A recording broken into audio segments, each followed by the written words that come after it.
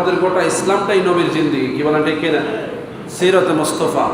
আল্লাহ বলেছেন লাকাদ কানা লাকুম ফি রাসূলিল্লাহি উসওয়াতুন হাসানাহ, তোমাদের জন্য সর্বোত্তম মডেল হচ্ছেন মুহাম্মাদুর রাসূলুল্লাহ।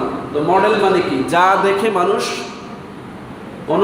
অনুসরণ করে, যা দেখে মানুষ নিজে বানায় অথবা বনে, অর্থাৎ যার মতো করে মানুষ চলে, তিনি হচ্ছেন মডেল। সুতরাং আল্লাহ আপনার মডেল না, মডেলকে মুহাম্মাদুর।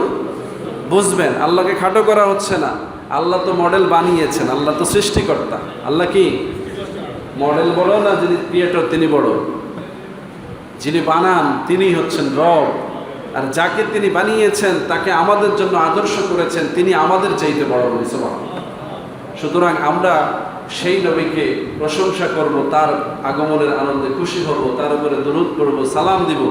এই বিষয়গুলোতে যার যত বেশি আন্তরিকতা, সে তত বেশি মর্যাদাবান, সে তত বেশি নিয়ামতের মালিক হবে বলে সুবহানাল্লাহ।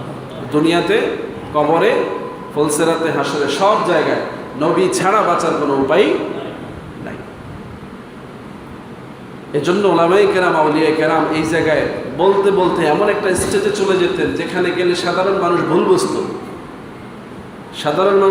যে ওনারা নবী ছাড়া আর কিছুই বোঝে না, ওনারা নবী ছাড়া আর কিছুই বোঝে না।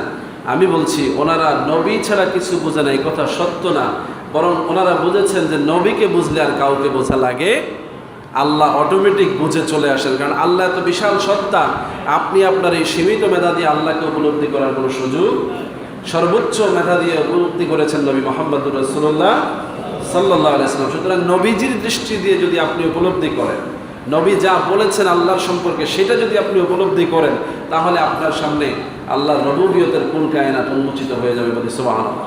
এই জন্য সারা পৃথিবীর মানুষদেরকে আহ্বান করা হয়েছে, তোমরা ওই পাথরের চার দেয়ালের এই ঘরটার চারপাশে আসো, এখানে এসে ডাকো। লোকেরা যদি বলতে চায় এটাকেও শিরক বলতে পারবে না? কাবা তো পাথরের নির্মিত, কি বলে ঠিক না? এখন কেউ যদি বলে যে একটা পাথরে ঘুরে এইভাবে চারকেল করাটা তো শিরক, বলতে পারে না? কি এটাকে শিরক হবে? এটা আল্লাহর আদেশ। কার আদেশ? আল্লাহ যেখানে আদেশ রেখেছেন সেখানে আপনি শিরক খুঁজতে পারবেন না। মুহাম্মদুর রাসূলুল্লাহর ব্যাপারে আল্লাহ আদেশ করেছেন, ইন্নাল্লাহা ওয়া মালাইকাতাহু ইউসাল্লুনা আলান নবী ইয়া আইয়ুহাল্লাযীনা আমানু সাল্লু আলাইহি ওয়া সাল্লিমু তাসলিমা। এই আদেশ থাকার কারণে নবীর উপরে দরুদ সালাম আপনাকে পড়তেই হবে, এখানে আপনি শিরকের তালাশ করতে পারবেন না, কারণ এখানে আদেশটা কার? আল্লাহ। এজন্য উম্মতের মধ্যে একদল মানুষ আছে নবীর উপরে দরুদ সালামটাকে খুব প্রাধান্য দেয়, লোকেরা ভুল বোঝে। অথচ ইবাদতের চাইতেও যদি কেউ এই দরুদ সালামকে বেশি প্রাধান্য দেয়, তাকেও কিছু বলার সুযোগ নেই, সে তো ইবাদত বাদ দিয়ে করবে না। ইবাদতের চাইতে বেশি যদি নবীর দরুদ সালামকে প্রাধান্য দেয়, সেটাও ইবাদত হবে, কিন্তু ইবাদত বাদ দিয়ে যদি কেউ করে তাইলে তার তো ইমানই নেই। কি নাই? ইমানই। আমাদের দেশে মানুষেরা এই জায়গায় ভুল করে, বেঈমানদের আচরণ নিয়ে আপনি ইমানদারকে কষ্ট দিবেন না। কথা বুঝাইতে পারছি? বেঈমানের অনেক আচরণ আছে যেটা ইমানদারের মতো হলেও সেই আচরণ ইমানদারের সাথে যায় না, কিন্তু ইমানদার যা করে সেটাকে আপনি চিন্তা করবেন শরীয়ত দিয়ে, যে এই ব্যক্তির ইবাদতের মধ্যে শালীনতার পরে যা করছে এটা শরীয়তকে লঙ্ঘন করছে কিনা। যদি না করে তাহলে এই আবেগকে আপনি মূল্যায়ন করতে হবে। এটাই নবীর সাহাবীদের মধ্যে পাওয়া যায়, এটাই আউলিয়ায়ে কেরামদের মধ্যে পাওয়া যায়, এটাই সাধারণ মুসল্লিদের মধ্যে পাওয়া যায়, যারা 5 ওয়াক্ত নামাজ পড়ে, রোজা রাখে, হজ করে, যাকাত দেয়, কোরআনের বিধিবিধান মানার চেষ্টা করে, নবীকে মহব্বত করে, দরুদ সালাম পড়ে। এই স্বাভাবিক জিন্দেগিগুলো যারা করে, আমরা এদেরকে ভালো মুসলমান বলি, কি বলেন ঠিক কিনা?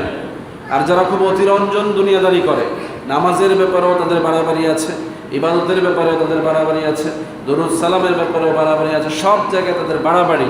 এই বাড়াবাড়িগুলোকে অনেক সময় আমরা বরদাস্ত করতে পারি না। কারণ কি? রাসূলুল্লাহ বলছেন খায়রুল উমুরি আওসাতুহা, সব কিছুর মধ্যে মধ্যম পন্থাই উত্তম। কি?